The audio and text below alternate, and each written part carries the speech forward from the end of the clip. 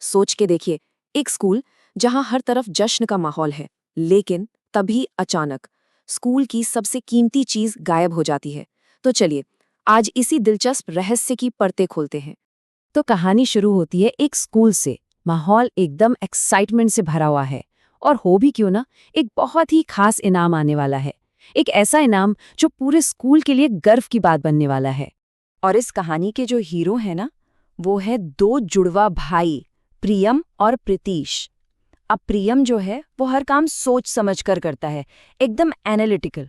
और दूसरी तरफ है प्रीतीश, बिल्कुल उल्टा। पहले एक्शन, फिर सोचना, एकदम ब्रेव। मतलब दो भाई, लेकिन दो अलग अलग दुनिया। और लीजिए, वो पल आ ही गया जिसका सबको बेसब्री से इंतजार था। स्कूल की सबसे बड़ी, सबसे प्रेस्टीजियस एनुअल स्पोर्ट्स कंपटीशन की ट्रॉफी क्या चमक रही है, फाइनली आ चुकी है। और इसे बिल्कुल हॉल के बीचों बीच रखा गया है, ताकि हर कोई इसकी शान देख सके। प्रिंसिपल ने भी साफ साफ कह दिया था, ये ट्रॉफी सिर्फ एक इनाम नहीं है, ये हमारे स्कूल का गौरव है, इज्जत है, और इसकी सुरक्षा अब हरेक की जिम्मेदारी है। मतलब मामला सीरियस था। सब कुछ ठीक था, लेकिन अगले दिन सुबह स्कूल की वो खुशनुमा चहक अचानक एक अजीब सी खामोशी में बदल जाती है। जो जश्न का माहौल था, अब वहां बस घबराहट थी। और तभी उनके दोस्त राहुल की एक जोरदार चीख पूरे कॉरिडोर में गूंजती है। वो कीमती ट्रॉफी जो कल तक अपनी जगह पर चमक रही थी, अब वहां नहीं थी। वहां बस एक खालीपन था। और बस ये खबर आग की तरह पूरे स्कूल में फैल गई।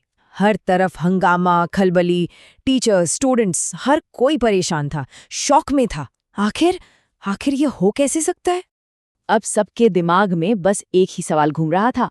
स्कूल के गौरव की वो निशानी, वो ट्रॉफी, आखिर गई तो गई कहाँ? और इस सवाल का जवाब ढूंढना आसान बिल्कुल नहीं था। जहां पूरा स्कूल परेशान और हैरान खड़ा था, वहीं प्रियम और प्रीतीश ने डिसाइड किया कि वो ऐसे चुप नहीं बैठेंगे। उन्होंने सोचा, इस मामले को अपने हाथों में लेना पड़ेगा। तो अब वो सिर्फ स्टूडेंट्स नहीं थे, अब वो बन चुके थे डिटेक्टिव्स। तो उनका प्लान ऑफ एक्शन बिल्कुल सिंपल लेकिन इफेक्टिव था।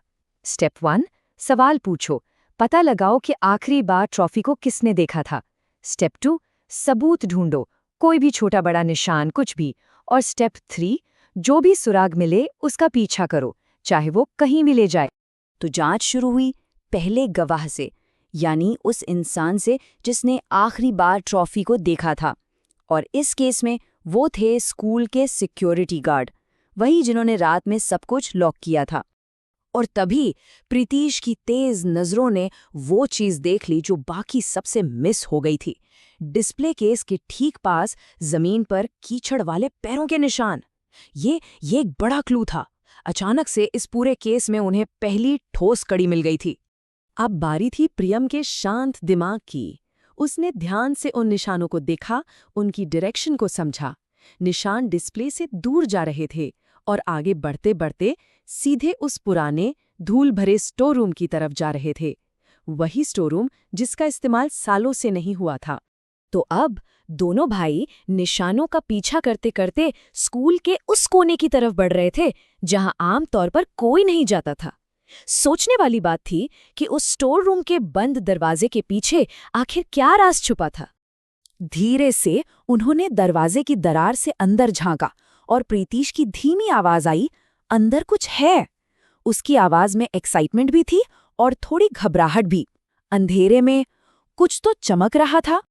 और वहां कमरे के एक कोने में एक पुरानी धूल से भरी टेबल पर रखी थी वही चमचमाती ट्रॉफी, बिल्कुल सेफ एंड साउंड, लेकिन हाँ, अपनी असल जगह से बहुत दूर। और फिर इस पूरी पहेली की आखिरी कड़ी भी जुड़ गई। एक छोटा सा स्टूडेंट डरते डरते सामने आया और उसने अपनी गलती मानी।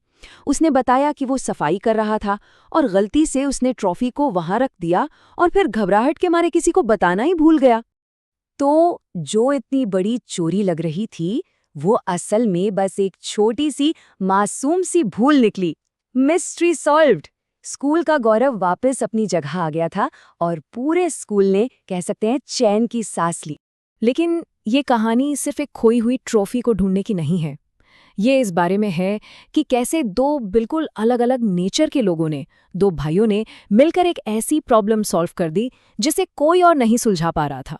ये एक परफेक्ट विनिंग फॉर्मूला था नहीं। एक तरफ प्रियम का शांत लॉजिकल दिमाग और दूसरी तरफ प्रीतिश की हिम्मत और तेज निगाहें।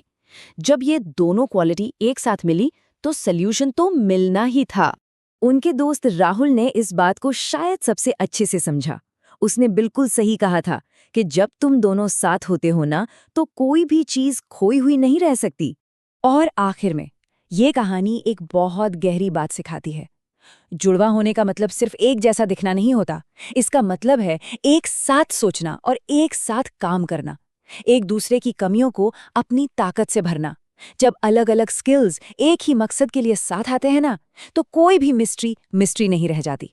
और शायद हर सक्सेसफुल टीम का असली राज भी यही है ना?